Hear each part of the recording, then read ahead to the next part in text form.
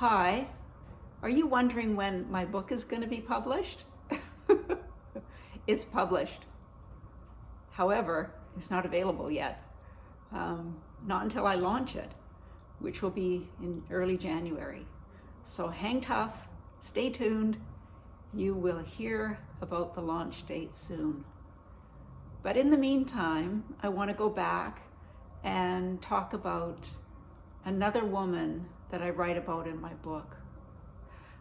I've been doing some imaginative meditation on some biblical scenes lately around Christmas time.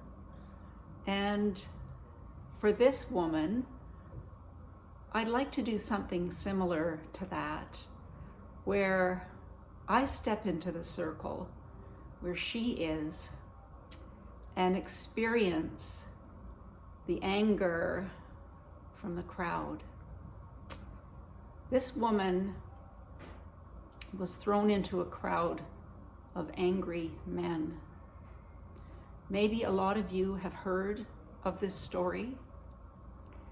I'm just going to step into that circle and see the men around me who are hurling horrible words at me, ready to pummel me with stones because I've made a mistake. I've made a mistake like we all make mistakes. But this one has the men in this town really angry at me. And they are all around me yelling to damage me, to stone me to death. You see, I was caught in adultery.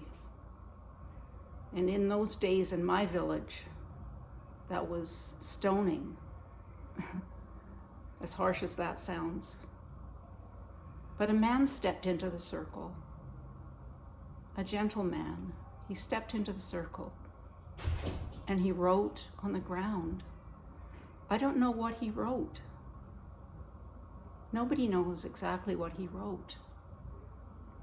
But he stood up and he said to those men who were circled around me, if any of you have not sinned, then let you be the first to throw the stone. And then that man bent back down and he continued to write. He wrote some more in the dust there. And he waited as he wrote. And I watched. And then he stood up. Everyone was gone. He said to me, "Woman, where has everyone gone? Has no one condemned you?" And I said, "No, they are all gone." He said, "Woman, I don't condemn you.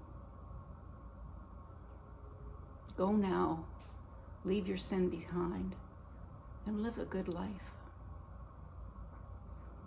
That man was Jesus. And in those days, as the story was told, there was no real grace for us women then who had made a mistake, who had sinned. And here comes Jesus, who says, "I don't condemn you either. You just go lead your life." He gave me such adoration. He gave me such, forgiveness and such grace. This is a story of grace. My story is a story of grace. God's grace poured out all over me just by what Jesus has done for me.